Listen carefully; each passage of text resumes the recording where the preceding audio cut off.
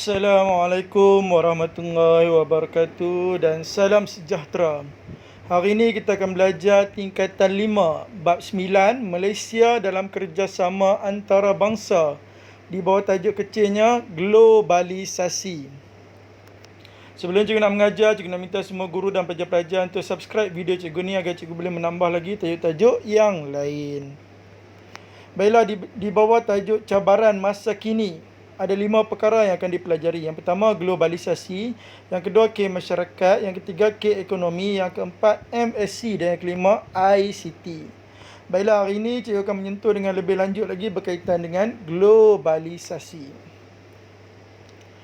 Di bawah tajuk globalisasi, ada 5 perkara yang akan dipelajari. Yang pertama, maksud globalisasi.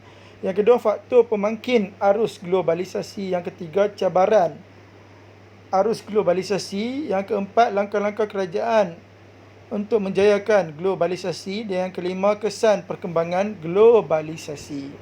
Baiklah, kita lihat yang pertama dahulu, maksud globalisasi. Globalisasi merupakan ataupun bermaksud perubahan yang menjadikan dunia tanpa sempadan. Ingat, globalisasi ni berasal daripada perkataan global. Global ni pula berasal daripada perkataan globe. Bila disebut globe, globe tu adalah merupakan dunia yang bulat. Globe tu adalah bulatan. Kalau tengok globe, globe tu adalah bulatan. Bulatan tu merujuk pada apa? Dunia. Jadi apa maksud globalisasi? Perubahan yang menjadikan dunia tanpa sempadan, iaitu globe. Apa maksud globe? Globe adalah dunia. Dunia tanpa sempadan. Ianya disebabkan oleh perkembangan teknologi maklumat, iaitu segala aspek penting ekonomi dan sosial seperti barangan, modal, tenaga manusia, kemahiran dan nilai menyeberangi sempadan dalam masa yang begitu singkat. Berapa perkara dapat menyeberangi sempadan? 2 perkara. Aspek ekonomi dengan sosial. Perubahan yang meliputi skop yang luas. Ini dihubungkan dengan kemajuan teknologi khususnya dalam bidang teknologi maklumat dan komunikasi, iaitu ICT. Jadi apa maksud globalisasi? Globalisasi berasal dari perkataan globe. Apa maksud globe? Iaitu dunia. Yang ini perubahan yang menjadikan dunia tanpa sempadan. Ianya disebabkan oleh perkembangan teknologi maklumat. Okey, seterusnya kita lihat faktor pemangkin arus globalisasi. Ada 5 faktor yang utama. Yang pertama, penggunaan peralatan teknologi baru seperti komputer dan internet. Seterusnya, perkembangan teknologi komunikasi, kemudiannya perkembangan satelit dan kos pengangkutan yang murah. Okey, seterusnya cabaran globalisasi. Kemajuan ICT begitu pesat. Malaysia terpaksa mengakui kepentingan ICT. Malaysia terpaksa menerima hakikat bahawa dunia menjadi tanpa sempadan. Proses komunikasi berlaku dengan pantas dan pengukuran kekayaan negara berdasarkan teknologi dan industri berasaskan ilmu pengetahuan. Last sekali, Malaysia bersedia mewujudkan K masyarakat. Okey, kemudiannya langkah-langkah kerajaan untuk menjayakan globalisasi. Yang pertama, mempromosi atau sedar kepentingan penggunaan ICT. Yang kedua, mewujudkan sekolah bestari. Yang ketiga, mengubah kurikulum selaras dengan perkembangan ICT. Yang keempat, mewujudkan sekolah wawasan untuk tingkatkan daya saing. Yang kelima, sedia kemudahan ICT. Yang keenam, e-pendidikan ataupun e-dagang dimulakan. Yang terakhir, mewujudkan MSc. Okey, last sekali kita lihat kesan perkembangan globalisasi. Globalisasi ni dia lebih banyak kepada kesan negatif berbanding positif. Tengok kesan negatif. Yang pertama, meningkatkan jurang antara bandar dengan luar bandar.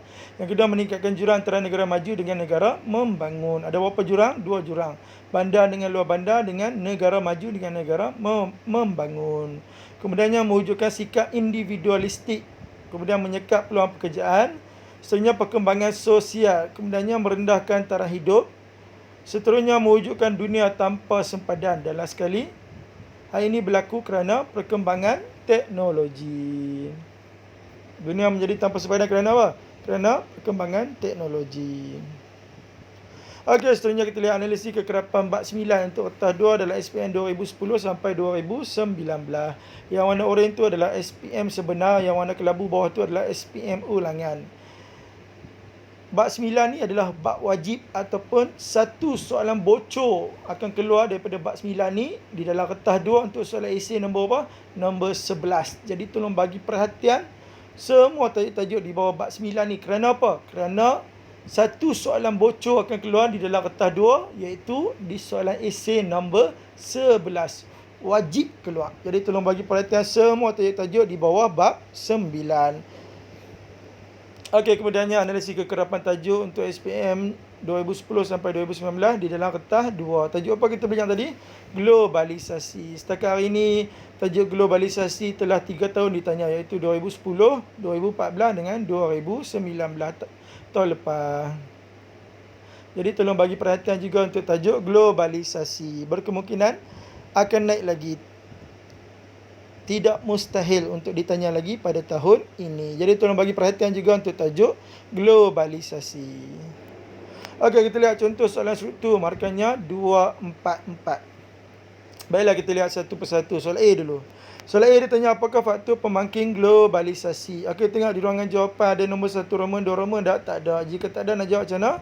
Jawab adalah bentuk ayat. Setiap ayat wajib ada pembuka. Jadi ambil bilik pembuka kat soalan.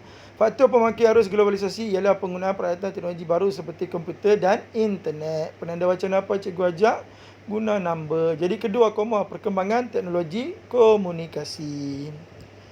Okey, kemudiannya soalan B ditanya jelaskan cabaran Malaysia dalam menghadapi era globalisasi. Apakah anda soalan? Cabaran dalam menghadapi era globalisasi. Okey, tengok di ruangan jawapan.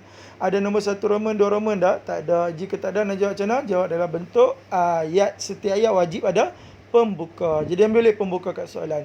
Cabaran Malaysia dalam menghadapi era globalisasi ialah kemajuan ICT begitu pesat. Macam mana nak memulakan isi yang kedua? Guna number. Jadi kedua koma Malaysia terpaksa mengakui kepentingan ICT titik lepas kedua. Ketiga koma Malaysia terpaksa menerima hakikat bahawa dunia menjadi tanpa sempadan. Dalam sekali keempat, proses komunikasi berlaku dengan pantas. Okey, seterusnya soalan C. Berdasarkan pengetahuan anda, apakah faedah daripada perkembangan arus globalisasi kepada negara? Apakah anda soalan? Faedah perkembangan globalisasi. Okey, tengok di ruangan jawapan. Ada nombor 1 Roman, 2 Roman tak? Tak ada. Jika tak ada, nak jawab macam mana? Jawab dalam bentuk ayat. Setiap ayat wajib ada apa? Ada pembuka. Jadi ambil pembuka kat soalan. Faedah daripada perkembangan arus globalisasi kepada negara ialah wujud peluang pekerjaan titik. Macam mana nak memulakan isi yang kedua? Guna number. Jadi kedua koma. Dapat menambah pengetahuan berkaitan dengan perkembangan negara luar. Lepas kedua, ketiga. Dapat meningkatkan ekonomi negara melalui kegiatan perniagaan online. Keempat, menambah pendapatan negara melalui pertukaran mata wang asing secara transfer atas talian. Okey, seterusnya kita lihat contoh soalan esei. Markahnya 488. Baiklah, kita lihat satu persatu. Soalan A dulu. Soalan A ditanya apakah maksud globalisasi. Ingat anda globalisasi berasal daripada perkataan globe. Apa maksud globe? Dunia. Iaitu dunia menjadi tanpa sempadan. Baiklah, sebelum jawab soalan esei seperti biasa bermula dengan pembuka dah dulu. Ambil oleh pembuka kat soalan. Maksud globalisasi ialah perubahan yang menjadikan dunia tanpa sempadan. Macam mana nak memulakan isi yang kedua?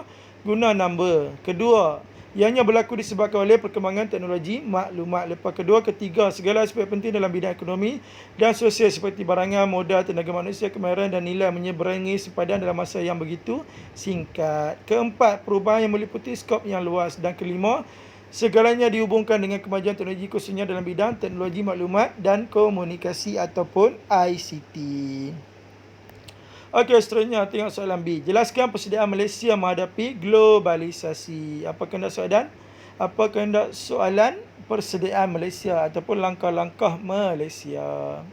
Okey, seperti biasa soalan esei wajib ada pembuka. Jadi ambil bilik pembuka kat soalan. Persediaan Malaysia menghadapi globalisasi ialah kerajaan mempromosi kepentingan penggunaan ICT. Hal ini untuk menyadarkan penduduk Malaysia tentang kegunaan ICT. Macam mana nak memulakan isi yang kedua? Menggunakan number. Jadi kedua koma. Kerajaan mewujudkan sekolah bestari yang mempunyai banyak kemudahan ICT. Hal ini agar para pelajar mempunyai kemahiran dan pengetahuan yang tinggi tentang ICT. Lepas kedua, ketiga, kerajaan mengubah kurikulum selaras dengan perkembangan ICT. Contohnya memperkenalkan Google Classroom semasa cuti Perintah Kawalan Pergerakan ataupun PKP disebabkan oleh ancaman COVID-19. Lepas ketiga, keempat, kerajaan mewujudkan sekolah wawasan yang terdiri daripada pelbagai kaum. Hal ini untuk tingkatkan daya saing pelajar di kalangan pelbagai kaum demi kemajuan negara. Okey, last sekali soalan kebat. Globalisasi banyak mendatangkan keburukan kepada negara. Berikan alasan anda untuk menyokong pernyataan tersebut. Apakah nak soalan? Globalisasi banyak mendatangkan keburukan. Baiklah, sebelum nak jawab, ambil balik pembuka kat soalan.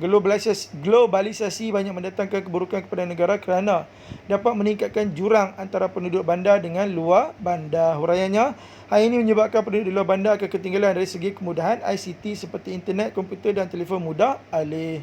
Seterusnya menjadikan penduduk luar bandar ketinggalan dari segi arus pemodenan. Kesannya taraf hidup rakyat luar bandar menjadi rendah berbanding di bandar. Ingat untuk soalan kebat ada 4 perkara yang cikgu ajak. Yang pertama mesti ada isi. Yang kedua mesti ada huraian. Huraian bermula perkataan hal ini. Yang ketiga kena ada contoh. Last sekali kena ada kesan. Macam mana nak memulakan isi yang kedua? Guna number. Jadi kedua, koma, wujud jurang antara negara maju dengan negara membangun. Huraiannya, hal ini kerana negara maju dapat menikmati pembangunan ekonomi dengan jayanya melalui kegiatan perniagaan secara atas talian. Contohnya melalui perniagaan atas talian iaitu Shopee yang dipelopori di Singapura menjadikan negara tersebut dapat berkembang pesat dari segi ekonomi berbanding di negara yang lain yang kurang maju seperti Afrika. Last sekali kesannya wujud banyak jurang dalam pendapatan negara kasar dan meningkatkan lagi jumlah kemiskinan dan pengangguran dalam kalangan negara yang kurang maju berbanding negara yang maju. Okey, akhir sekali cikgu nak menyampaikan satu berita gembira kepada para pelajar yang ambil SPM bagi tahun 2020 ini, iaitu buku poket formula tingkatan 4 dan buku poket formula tingkatan 5. Di dalamnya mengandungi tajuk-tajuk sport mengikut bab-bab sebagaimana buku teks tingkatan 4 dan buku teks tingkatan 5. Sebagaimana yang kita tahu, setiap bab mempunyai tajuk-tajuk sport yang tersendiri. Bagi sesiapa yang berminat, harga bagi sebuah buku hanya RM1 saja. Jadi sesiapa yang nak mendapatkan dua buah buku ni hanya memerlukan berapa ringgit? Hanya RM2 sahaja. Jadi sesiapa yang berminat boleh menghubungi Syazri ataupun WhatsApp kepadanya di nombor 0137529209. Okey, hanya sekadar itu saja untuk cikgu pada hari ini. Kita jumpa lagi dalam kelas sejarah yang seterusnya. Sekian, wabillahi taufiq wal hidayah. Assalamualaikum warahmatullahi wabarakatuh.